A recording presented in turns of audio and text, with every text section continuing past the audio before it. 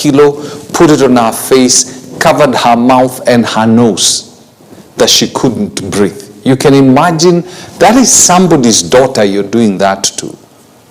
They have, and to make it worse, not that killing any person is better, but to make it worse, this is the only daughter to this lady. You can imagine the kind of trauma you introduce to this person. It is really sad. And you know, the other day we played you a clip, I think it was yesterday, we played you a clip of how the mother was saying the police officers at Thika, they went there, they found another girl who was also suspected to be part of this ring. And she was playing around with the police officers. And when she saw the mother, she just took off. And then later on, there was a Subaru. I love Subarus, but they're really associated with all kind of crazy stuff because of being connected to the police. But Subarus are really nice cars. Don't condemn Subarus because of this. So she was put in a Subaru and they took off rather. So there are crazy things that are happening. Families are doing crazy things. Now, like the story I was telling you about this family, a mother and you know, her two daughters that were murdered and bodies scattered in different parts of the city. You wonder, what would be so crazy? What would a person have done that is so bad that you just want to kill her and her daughters? What would she have done? You know what I'm saying? Because the CCTV shows her basically getting into okay, you know, in Kenya, all digital taxi, online taxis are referred to as Ubers. Whether you've taken Urban Swap or you've taken Bolt, whatever, we call them all Uber. So from the story, she had taken an Uber. The two girls are seen to have boarded an Uber. I think they were probably going to meet the mother. And later on, one of the bodies is found in Bahati, the other one in Kilimani, and the body of the mother is found in Machakos. So, but the comfort that I always have in all this is that no matter what you do, you may get away from, you know, the earthly courts and all that. You may be able to beat the earthly system, but take this to the bank. To the bank. There is a justice system that you cannot get away from. It will get you.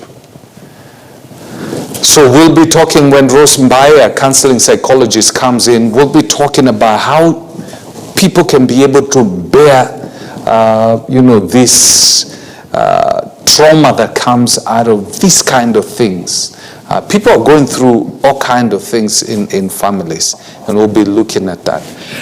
But away from that gloomy story, I would like to play you bites probably of what transpired in courts yesterday when the lawyers were having a go at one another, and interesting stuff. And I believe today, because they say today they will be back in session from 3:30 p.m. I believe it's going to be an even better session as the lawyers try and tear.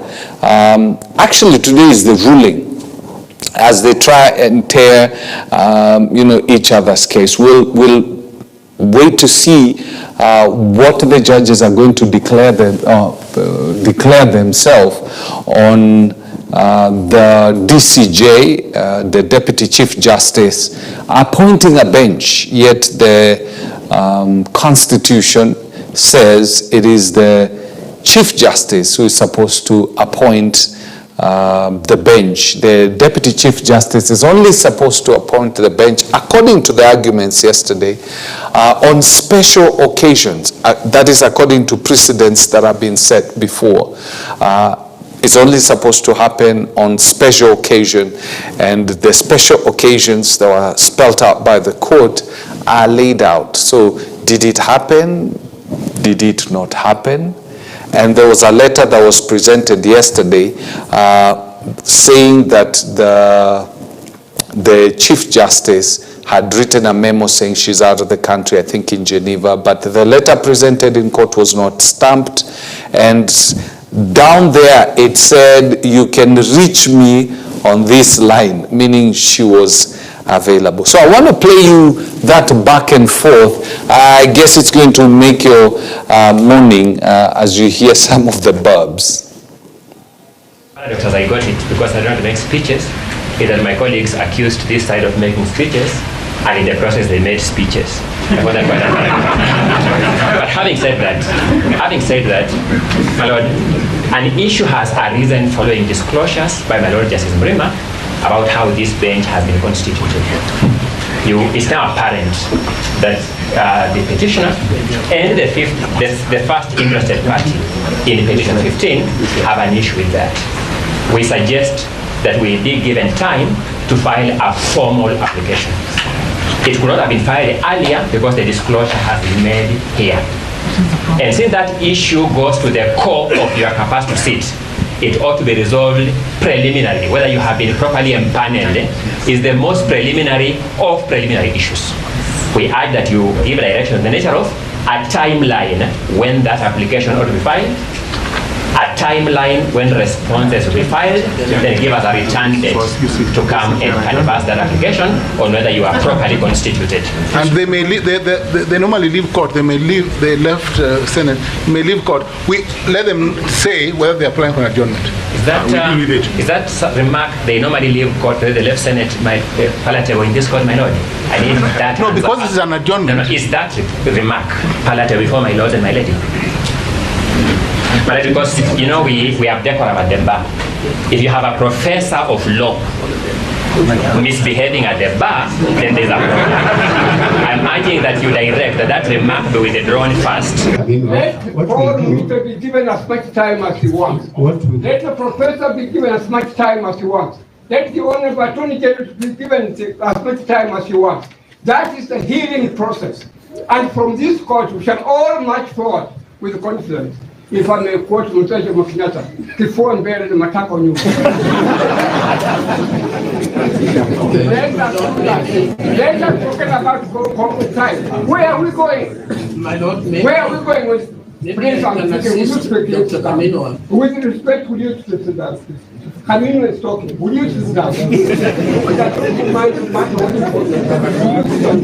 This court, senior counsel has preference, speaks first before any other person except the Attorney General. So if you would please sit down, I as senior counsel. I will not speak down. We're not practicing law. You're still doing breastfeeding. That is also.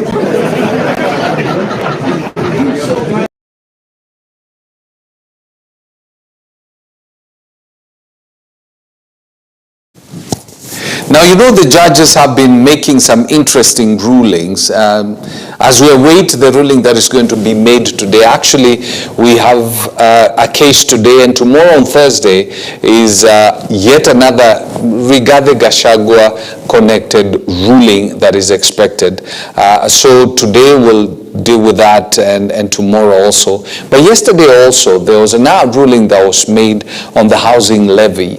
And the judges declared that it's constitutional. They declared that public participation had been done and done right. And they said it met all the threshold that was expected. And so it's going to continue. As in, I know guys have been, this has been, was being deducted from salaries, and so that continues. 1.5% levy. It will continue. The unfortunate thing, I don't mind having houses. I don't mind. I mean, it's a great thing.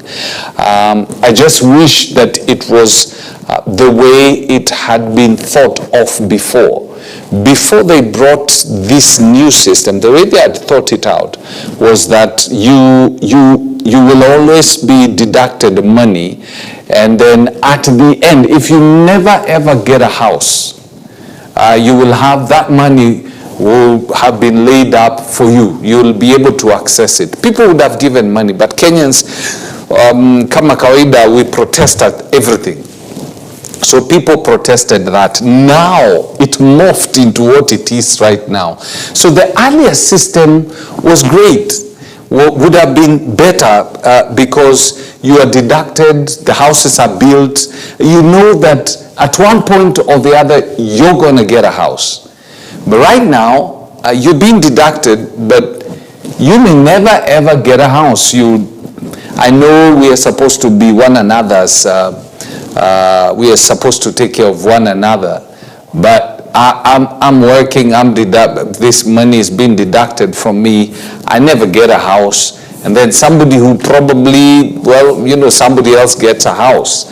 And I never get any sort of compensation or benefit out of giving out this. So that's where I have fault with this system. It's a brilliant system. It's a brilliant concept in the sense that the spirit behind it, I hope, the spirit behind it is giving houses. It's great. It's the same thing that was done in Indonesia, by the way. Indonesians, you hardly ever get somebody that does not have a home. I mean, low-cost houses are provided for by the government. And it is the people who gave money.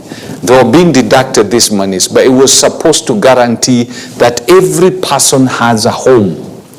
I wish that was the same concept here. The judges declared themselves yesterday, and as much as Kenyans hate this thing, well, it's now legal, and this is what the judges had said. Petitions do not meet the threshold set out in ANARITA.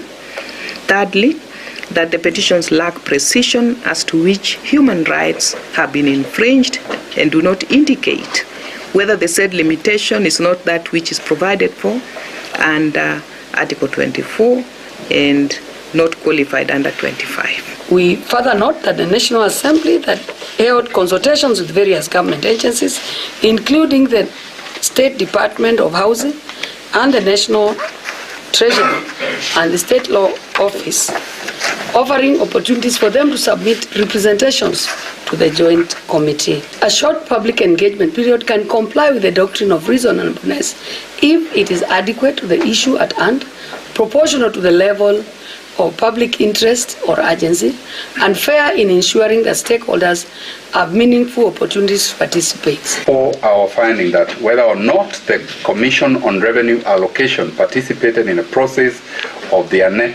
Affordable Housing Act are non-consequential.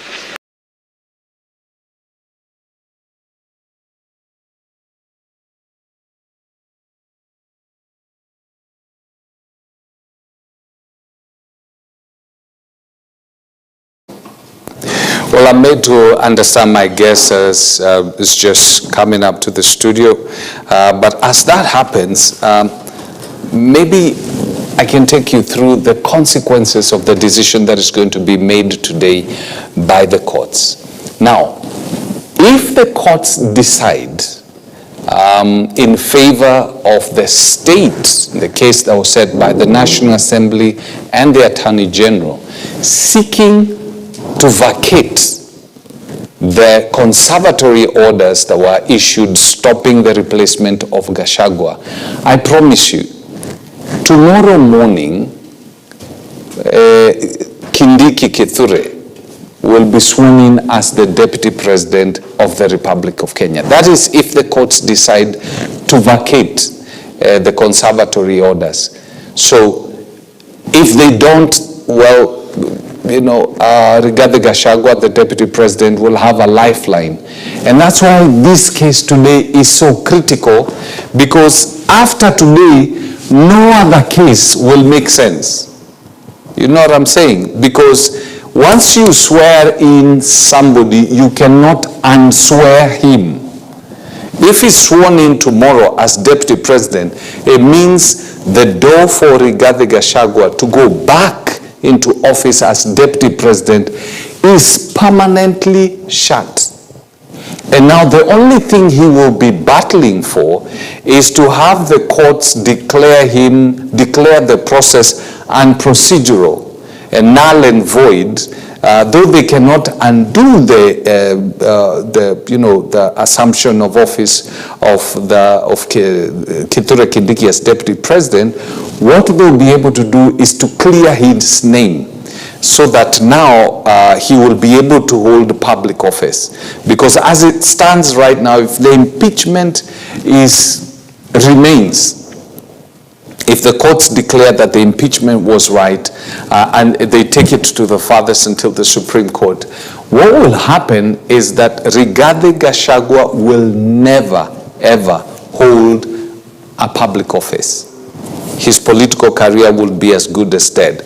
It's like Mike Mbuvi Sonko, even though he's currently the one who's holding titles to the housing, some of the affordable housing that are being done, he cannot hold a public office. Can't. The same thing with Waitito. He cannot hold a public office. Their public office career is literally as good as dead. So that's just how important the ruling today is going to be. It is a matter of life and death for the deputy president in as far as his position as deputy president is concerned. Now we're going to take a short break, and when we come back, my guest will be here already mic'd, and we'll be able to have that conversation on the trauma. So let's take that short break again.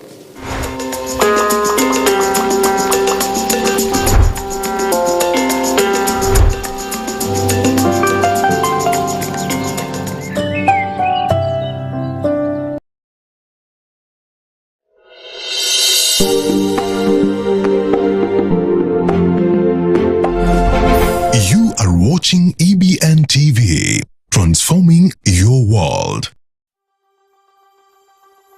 Hebrews 12:14, but so peace with all people and the holiness, without which no one will see the Lord.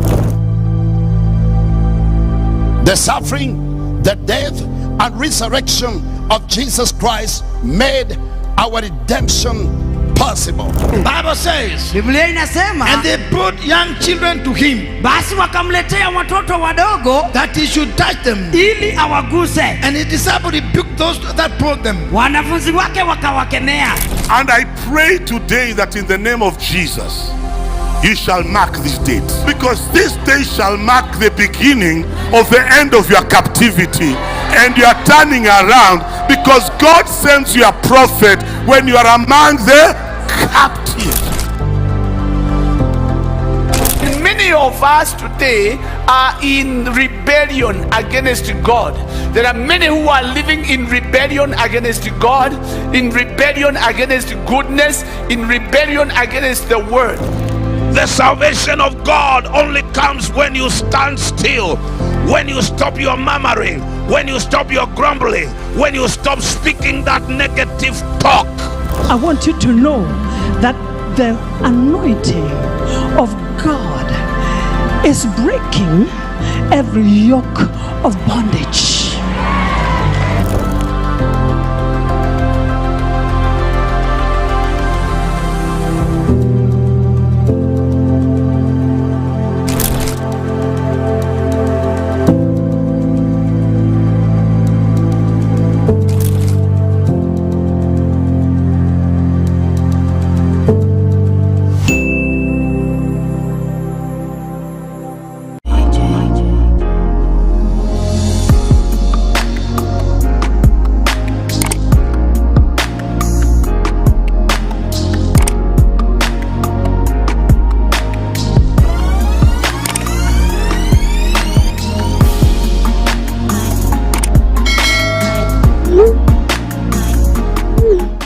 You are watching EBN TV, transforming your world. You've seen them on TV. Nakushukuru Mungu wangu kwa kunifikisha hapa.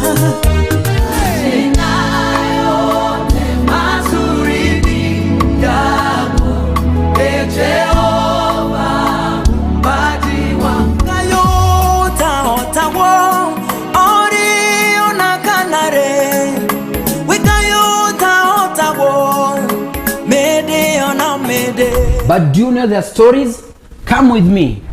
If people look at me, yes, even before they hear me, will they see Jesus? Wezi ambia watu mimi am a worshiper, na wakati you are worshiping people can't encounter God. Ukisoma hiyo inabidi sana katika ile maisha yako hata kama kwamba hauimbi. Join me, Teddy Psalmist, Mwana wa Ngolo Mosio and DJ Show every Tuesday and Thursday from 2 p.m. to 4 p.m. only on EBN TV.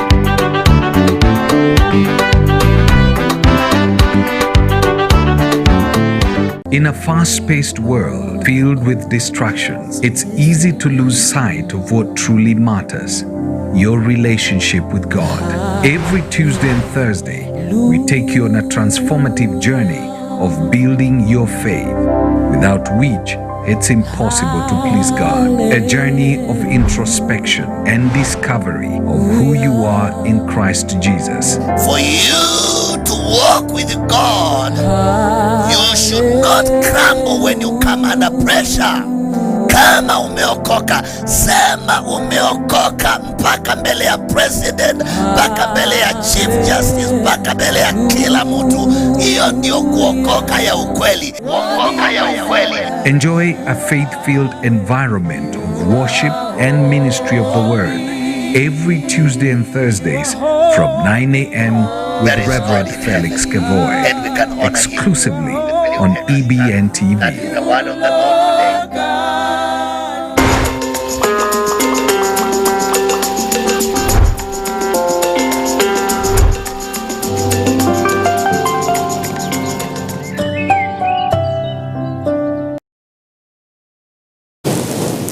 All right, welcome back to Morning Live, and as I promised you earlier, we're going to have a conversation about some of the traumas that families are going through, you know, and these traumas are being manifested in different ways, and it's affecting the society.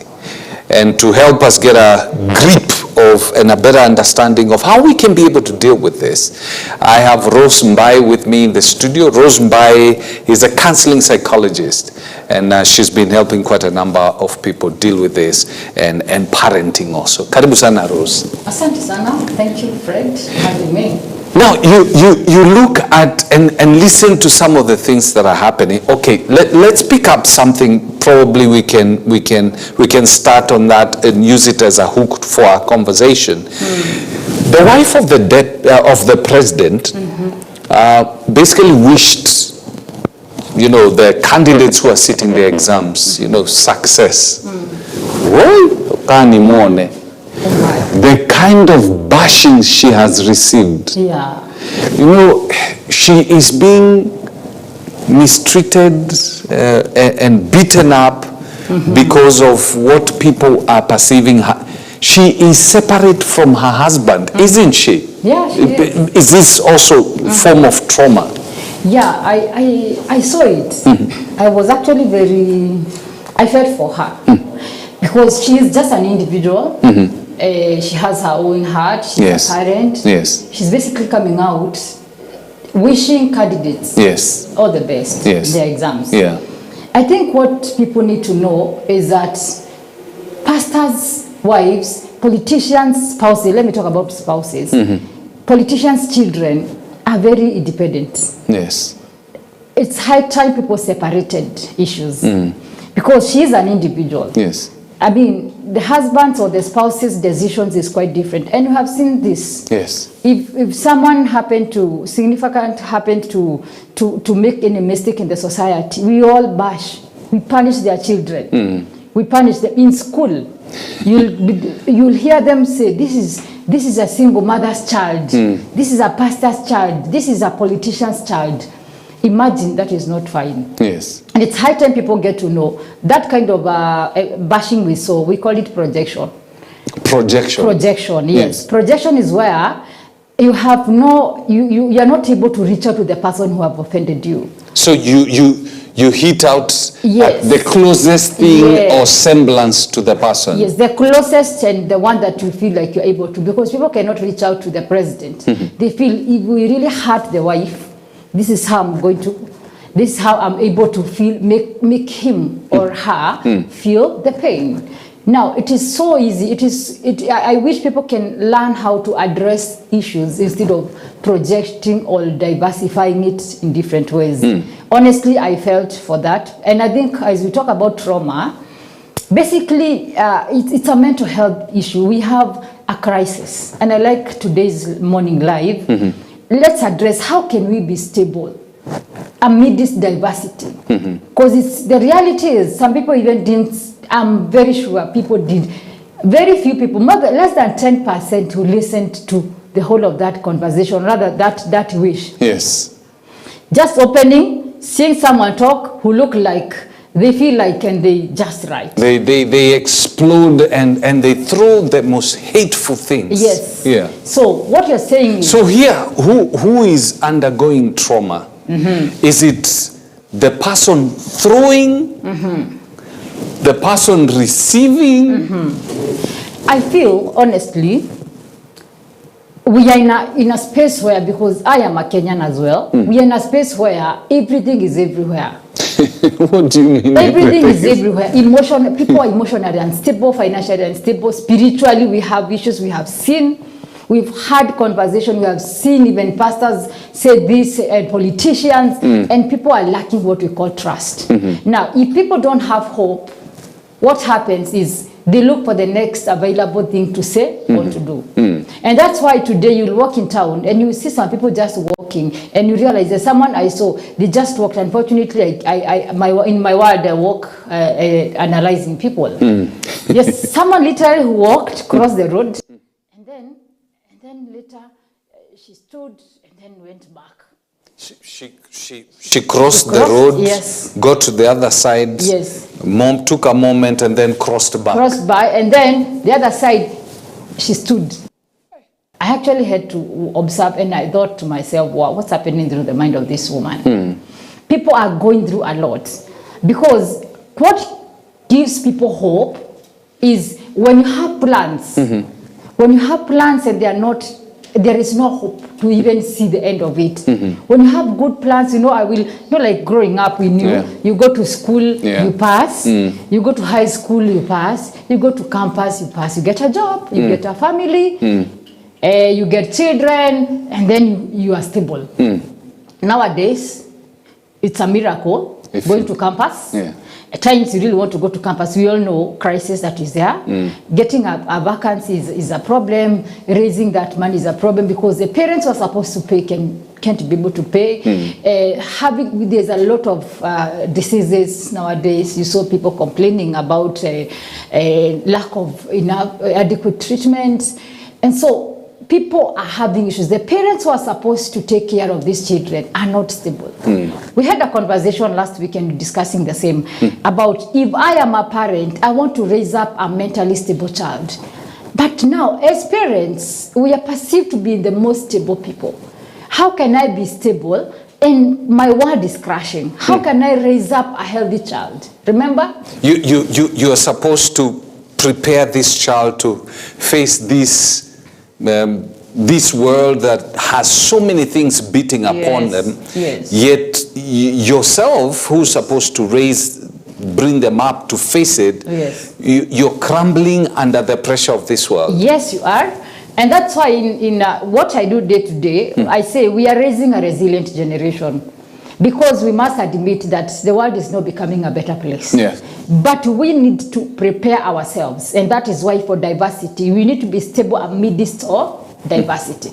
But then, remember, the children that we are raising, they have pressure from their parents. And the parents themselves, that is me and you, they are going through a lot.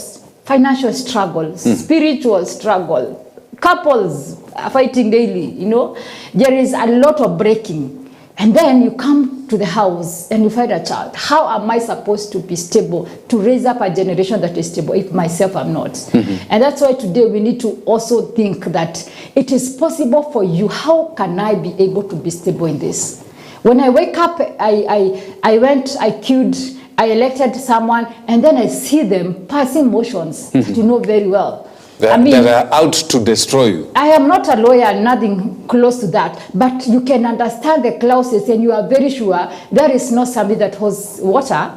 But then my MP says, no, we need it. At times you feel very disappointed. My pastor, Richard Chogo, has a very interesting statement. He says, makaratasi. Yes. Yes. You see, and yeah, exactly. And so when you feel disappointed, when you go looking for a job and you can't find one and you passed, you feel disappointed. So how am I supposed to live? And not only live, become mentally stable amidst all this. Now, you touched on that, and that's an interesting thing, aspects of policy in the country, because I remember just looking at the Adani deals. We do not know all the intricacies within it, but just looking at it, I remember at one moment feeling almost hopeless.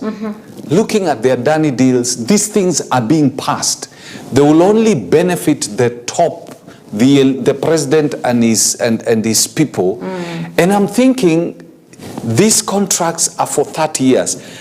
I'm thinking about my kids, and I'm thinking, this guy is selling, they're entering into contracts that are going to hurt the future of my kids. And so I remember one time just almost really getting angry and thinking, how can you do this? And that kind of trauma. So I imagine quite a number of Kenyans are at that position whereby they are feeling so let down by this and the decision. How am I now supposed to position myself, both mentally, so that I don't project my frustrations and pass them on to my child? Thank you. I love this prayer. We call it serenity prayer. God grant me the serenity to accept things that I cannot change. Yes. I know someone will ask me, give me a break. How do you accept? I mean, what will you do if you don't accept that I don't have, me and you, the much we do is sit and watch the whole night, the proceedings, and feel like, I cannot imagine. You're not imagining, that is the reality. Things I cannot change. Accepting things I cannot change is like, I have no power. I'm not even known. I'm just known when it comes to taxes. So you just, the first thing is you accept, I cannot change this. I cannot change. I cannot change the fact that people sat and passed this. I cannot change the fact that I have no say in this country. You saw that. Even whatever we are thinking that, hey, this whatever the procedures according to the legal procedures, and still you see it slip away. You cannot change that. Imagine. Accept it. Now in your life, people are going through issues. I like mentioning because why I say it, I find all these issues. People are breaking. Marriages is breaking. Imagine if your spouse left you, you cannot change that fact. She has gone, she's gone. He's just, he or she decided, I don't want you. You cannot change the fact that he's gone. If you lost a job, you have no control over your employer employing you. Imagine, accept. It is happening. It's happened. It's not the easiest thing in the world, is it? It is not, but now the liberty that comes out of accepting makes you go to the next step that we are going to discuss. Accept what you cannot change. I wish I was a president. I wish I was a lawyer. I wish I was, imagine. That is a good wish. But you're not. But you're not. Yes. I loved my marriage. Yes. I loved my job. I wish I stayed longer. But imagine your boss says, you just have to leave. Accept things you cannot change. It is an inner conviction. You call yourself in a meeting. Call you and yourself. Yes. Now, me, Rose, the situation at hand is that my boss gave me a termination letter. Accepting makes you know, now I am not employed. I've seen many people live in denial, because if you don't accept, you're in denial. I am in denial and I'm imagining, I'm just watching in my living room, watching this TV and saying, no, this cannot happen. It can't. And you burn yourself. We have seen people who went and did many things. I'm not saying it's bad to demonstrate. It's okay. But at the end of the day, what can you change? The much you can do is what you and me are doing. You can need to accept things you cannot change. Let me give you an example. I have a friend of mine, a very dear friend of mine. She lost her husband some time back. Then what happened is she has never accepted that. I don't think it has ever gone down into her that the hubby is not coming back.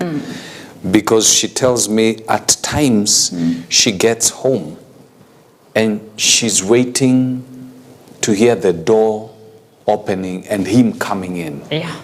And it's like it has stopped her from moving on with life. So the first thing is for her to accept he died, he went. Yes. Accepting is basically saying he will not come back. Why? Because I attended the funeral. Because I watched him go down. I actually saw the casket that I had viewed the body, accepting. And once you allow those, and that's why people who don't like accepting, they block. When you remind them, they block. They don't want to talk about it and stuff. They don't even to process. But when you take them through the journey of processing, reminding them that the person you saw is the one who was lowered, and you see what happens when the sand is full in that grave. What does that mean? The person is there, but there's no breath. So accepting makes them now realize I am alone, and now they are able to go to the next step. Which is? When you accept, you now touch the reality. I am now alone. Now, here we are, I have no salary. I have no spouse. Accepting that my money now cannot maintain me in this room, in this house, 3 bedroom, 4 bedroom, 2 bedroom, the place that you use. I'm not able to. The taxes are very high because my pay slip is now sliced into half. Now, when you accept, you realize I only have this and I'm not able to live here. And now you make the next move of, you need to shift into what you are able to do. When you accept this, you cannot change. You need courage to change what you can. We are still in the prayer. So, first is accepting. Accepting. I've accepted this has happened. I've lost my job. I don't have money for this. Once you accept, you're able to make the move, the next move. Courage to change what you can. Okay. That's very important. Courage to change what you can. Yes. God grant me the serenity to accept things that I cannot change. Courage to change what I can. You cannot work towards changing what you can if you have not accepted. That's why accepting is important. Now, what can I change? I have half of my pay slip. I am not jobless. It calls for you, instead of living in this Nairobi and the next time I'm finding you, Fred, in the streets because you've lost your conscience. You rather go home. There are people who will literally relocate because you have a home. I mean, you have a house in your village. We are talking the reality. I mean, you are jobless. You have kids. But maybe there's something you can come and hustle, but you have a home. Yes.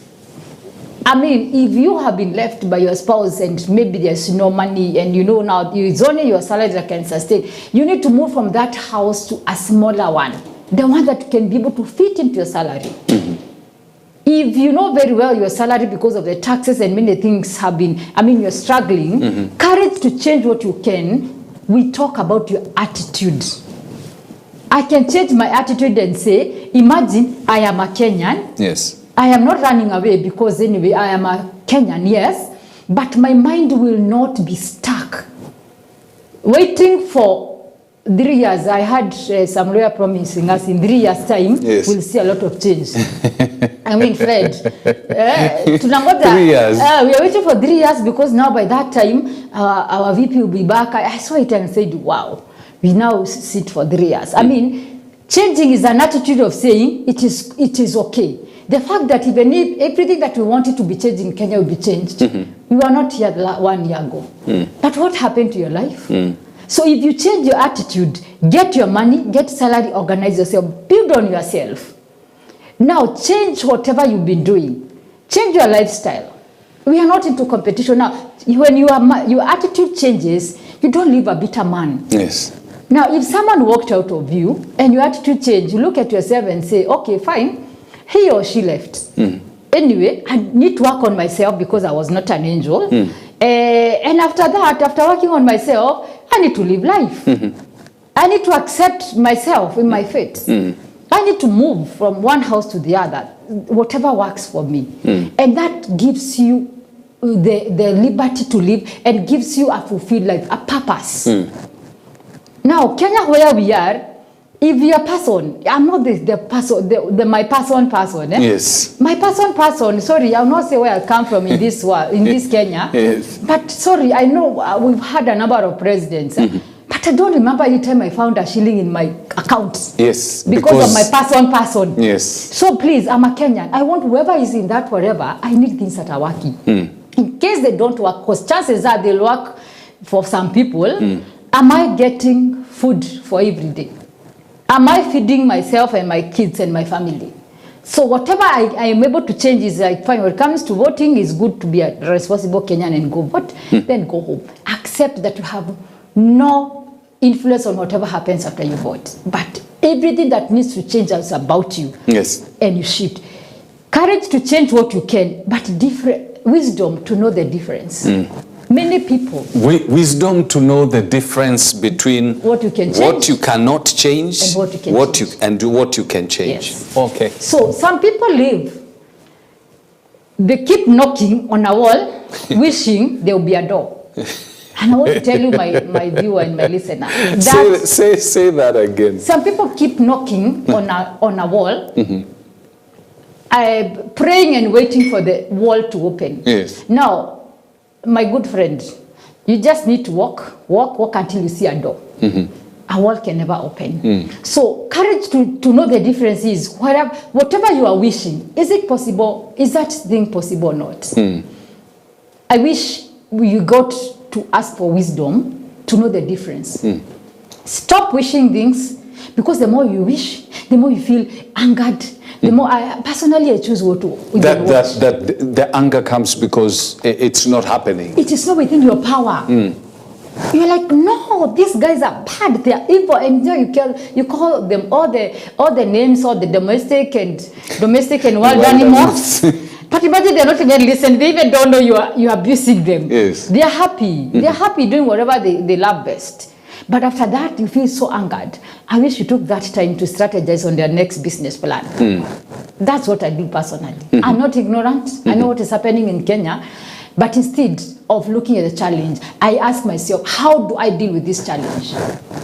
Now, some of the things that makes you, once you change, once you accept things, I must say, I am a believer of what I teach. Yes.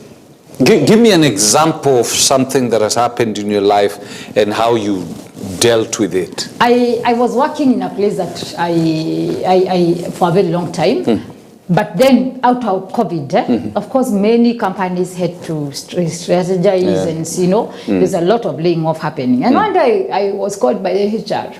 HR told me, now, Rose, I told them, guys, I know what's happening around, just let's talk.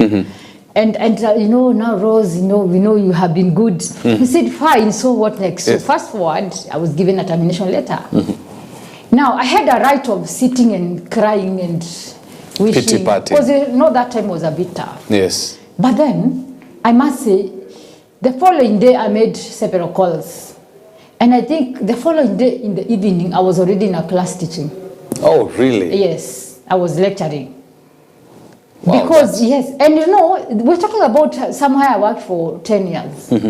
You've been working.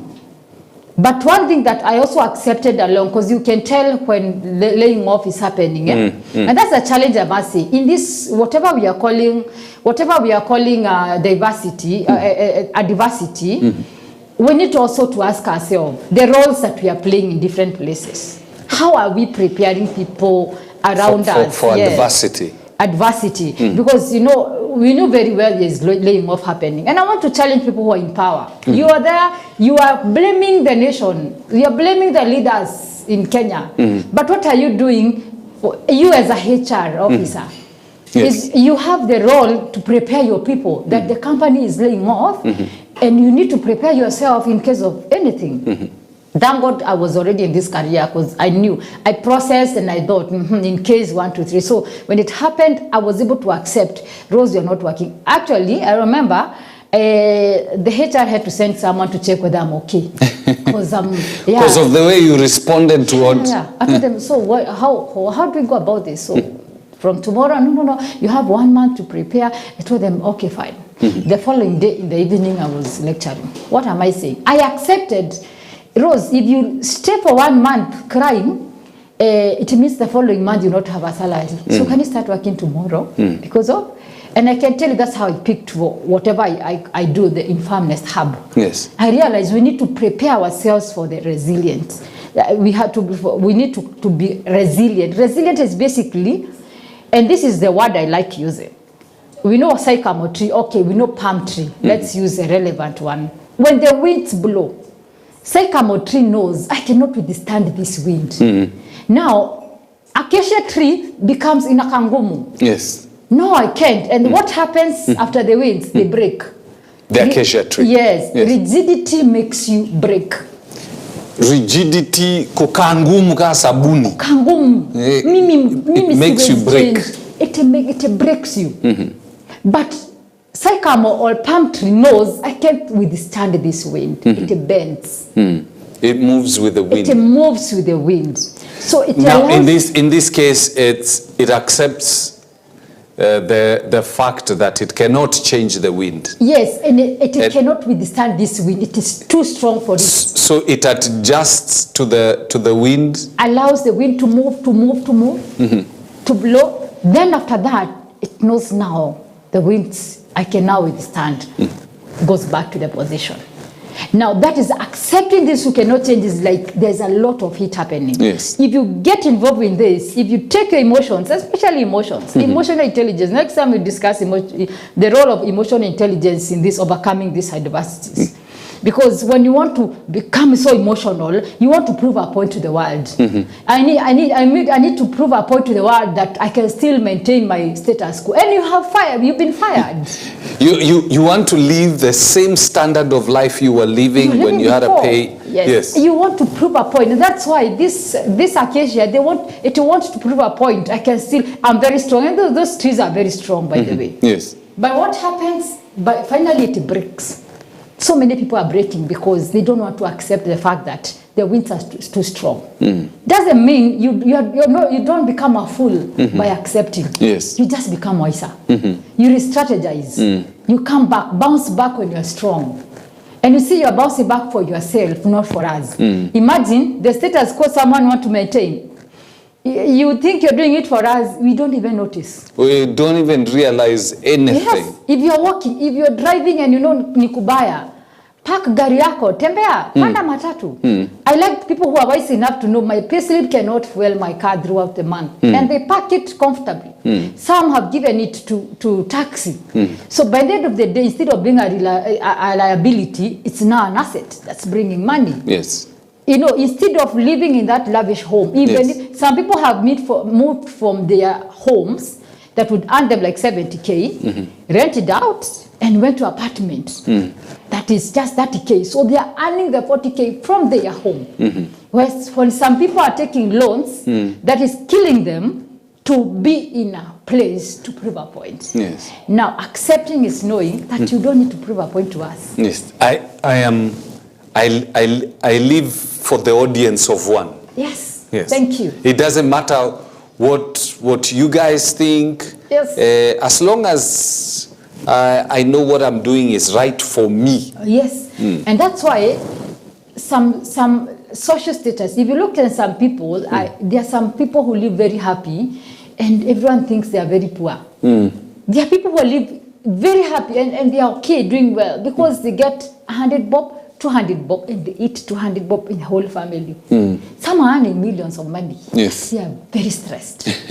Imagine. It is just a mind change that I need to be happy and contentment. And also what you call part of how you are able to overcome this. Do you know spirituality has a lot to do with how you are? Yes, spirituality. Because spirituality gives you some hope. You know that God is going to come through for me. Yes. Anyone who has, research has it, people with an affiliation of a spirituality, they do better in terms of handling mental health. Because if you don't have any other hope, what will you do? True. I give you an example. There was a time, my mom would get pretty sick. And I really used to freak out getting calls. As in the call rings. And mostly so, not when I'm in the office. When I get home, I would put my phone aside, and the moment the phone starts ringing, I would look at it and I don't want to pick it. Because at the back of my mind is telling me that you are about to get some bad news. You're about to get this. So it started off when with my dad and that. So because at times, most of the time when things would go wrong, I would get calls. So I think it created a pattern. So anytime I would see that pattern, I would just see, and as you say, spirituality, I looked at the scriptures and I found a place where the scripture says that he shall not be afraid of bad or evil news. So I took that word and I started walking it. And now, even if a call comes at what time, even if the feeling comes, I'll just say, no, I will not be afraid. If it's bad, it's bad. By me not picking cannot change it. Yeah, so let me pick it, hear what, and then know what I can do. Now, when it comes to spirituality, because I know this station really believes in it. I must say this. Also, in psychology, we believe in what we call positive affirmation. You need to wake up in the morning every day and change your thinking, your mindset. Tell yourself, it's going to be okay. But as a believer, what does the word of God say about the current situation? Has God promised to provide all our needs according to Kenyan economy? No. And that is, at times, by the way, we lower God to that level. Yes. And God fits in the much you believe in. Yes. He can only do what you believe. Yes. Imagine he doesn't go beyond what you believe in. He says, and that's why it is important. And I must say this, it is very important for a believer to believe in. We call ourselves believers, but I want to challenge every believer out here. What do you believe in? My God shall supply all my needs according to his riches. Not according to Kenyan economy. And when you believe that, God comes in. Personally, I am a believer of his word, and it has been very practical.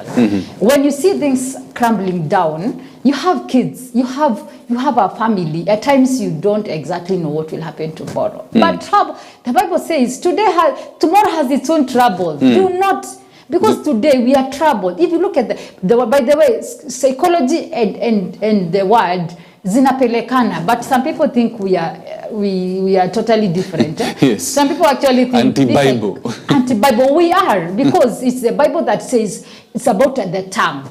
Create what you want with the tongue. And we keep on saying positive affirmation. Wake up in the morning believing. Think positively. We call it the positive thinking. If you have irrational belief that when Kenyan economy is this, ni kubaya sana. You, if you are there and you are a businessman, businesswoman, wake up in the morning. Shida ukisema venye economy ni mbaya, economy ni mbaya, itakuwa mbaya kabisa. And by the way, it will come to prove. What I know is, nothing to do with businesses. The Lord shall provide all my needs according to his riches. So just wake up in the morning, ask God, you have many cattle in the hill. I mean, I just need one of them to take you for a while. And he can only imagine he must be very fat. Yes. But I'm saying, spirituality helps you navigate. But spirituality doesn't come in when you have confessed every wrong thing and you're like, anyway, God doesn't come like an afterthought. You believe in. But even God look at the Bible. I like the likes of Peter. People think Peter was just an evil man who hated Jesus and would really. But that man was a daring one. He's the only one who walked on water. Because Jesus was more spiritual. Yes. I mean, Jesus came in form of man, but we know he was the Son of God. But he's the only man, guy walked, just going to the Indian Ocean. And try and walk. And try and walk. Yeah. The guy just dared because he believed. Let me come, just come. And he believed in his word. We can do more. We can do more. And I like people who are coming out and saying, let's go back to the manual, let's go to we go to God. But in your small spaces, my plea here is a psychologist saying, Yes. what are you doing in that family? That role you are in. You are someone's spouse, you are someone's child. Are you speaking hope? Are you encouraging each other? Are you making a world a better place for your spouse, for your nation, in your workplace? Or are you now this person who is causing pain? Now, you're a disaster. Are you a disaster yourself? And people are reacting differently. I was challenged by someone who was saying, some people wait until, Fred, I call you and you're like, mbona umenitupa hivyo? Now, the last time you saw someone in church, yes, and maybe he or she has never come back, have you ever reached out to the person? Do you know what is happening in their lives? That last time that you called your brother or your sister, getting to know how are you doing? I mean, just ask someone, how are you faring? When I want to challenge people, let's be each other's keeper. True. Yeah. Now, so we have, number one, accepting. Yes, things that you cannot change. Things that cannot change. Then secondly, courage to change what you can change.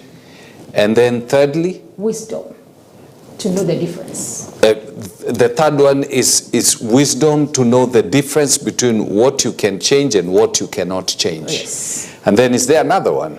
The other one is the role of spirituality. Oh yes, the role of spirituality. Oh, yes. The fifth one. Is there a fifth one? The fifth one, basically, when you get that now, action points. Yes. Action point is, God has given me, be a good steward of what you have. A good steward is, I cannot change this, I can change my attitude, and I know God is my provider. He's given me 20,000 for now. Shift to a lifestyle that fits into the 20,000. He's given me 100K. He's given me this much. And when it comes to this, it's not just money. He's given you children. And you know I'm big on parenting. Yes. He's given you children. What are you doing to them? Be a good steward. He's given you a ministry. Be a good steward. So shift into that lifestyle. Get into this, maximize on it. And that is how you are able to mentally become stable. Because I can tell you the world is not becoming a better person in terms of how things are. Better in terms of now, we accept. We used to have 10 bob. Now there's 1,000 shilling, you cannot walk in it and buy anything. And in shopping, you can only buy. But then we need to accept that things have changed. We are moving, things have changed. So we don't wish that now we used to buy whole bread, 500 grams at 20 bob in high school. And a quarter was such a big thing, right? Yes, yes. But right now we can go back. Yeah. But then advance, you need to know that things are shifted, but you need to change your mindset. So that now you rise up and you meet whatever it is. Yes. Rose, I will organize for some time. We come and talk about parenting. Yes. Because you're very, very big on parenting. And parenting is one thing I think most parents are getting wrong. And as a result, we are unleashing to the world rascals. People who are going to mess up other people's, if it's sons, we are releasing into the world young men who are going to mess up other people's daughters. If it's daughters, if it's girls, we are releasing to the world women who are going to just mess up everything. So we need to focus on that, and I'll be calling you back to address that and how we can be able to raise up children at a time like this, where values are being thrown out of the window, where you're being told that, you know, like in America, that a 5-year-old can come and tell you, a boy can come and tell you, I want to be identified as a girl. And if you don't do that, the law takes action on you. As a your last comments. What would you tell somebody who is, take for instance, they either lost their job, their spouse has left them, whether through death or, they just walked away. What would you tell them to do to be able to sustain themselves?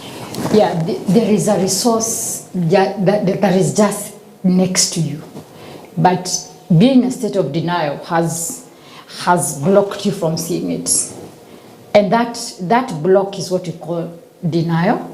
And the day you accept, the day you will just accept that this is not something that is within my ability, is the day you see the light. So turn around, see the resource. At times it's hard for you to see it, and maybe we can walk with you, and so that you are able to see this light. But the day you call yourself in a meeting and to say, this is not happening, this has happened, I have lost. You'll be able to turn around and see a resource. We say when you see a resource, you now realize your ability, you are doing good, you are working, and now I need to adjust. So just turn around and see the resource around you, and you need to take a day at a time. Anxiety, fear, all this comes as a result of about tomorrow, thinking about tomorrow. But when you live a day at a time, you have enough energy to face today's trouble, today's challenges, and imagine all of us. As long as you woke up, imagine you have energy to keep you for the day. But I'm very sure you can't have energy to carry on for 2 days. So let's take a day at a time, and let's also engage more. And people can also reach out to the Farm Nest Hub, where we say we are raising... Farm Nest. Farm Nest Hub. As in F-A-M. F-I-R, Farm Nest. A strong thing. Oh, farm, as in... Yes. A nest is a place where it's a family. It's an environment where people grow. And we say in this nest, we make it firm enough to take care of a child. That's why we'll be discussing about parenting. Yes. So that in this Farm Nest Hub, we raise a resilient generation. And this resilient generation, a part of this nest is parents, Kenya like me and you, parents, teachers, and people who bring up children. And as you said, if this nest is not firm enough, these children will fall off. So let's strengthen this nest so that they are able to bring up a resilient generation. And we say, in this nest, anything is possible, and we take a day at a time. So you can go on Facebook, look for Farm Nest. Farm as in Nifam, and then Nest. And you'll be able to get Rose, buys, some of you do also videos on the same podcast and that kind of stuff. And you can get her contacts there also, so that if you need a session, you can be able to book a session and basically have a walk with you in this journey. With that, we bring the curtains down on the show. Thank you very, very much for participating and watching this. If you're going through something and you need her contact, give me a call the station. I'll give you her call so that you can talk to her. Good morning.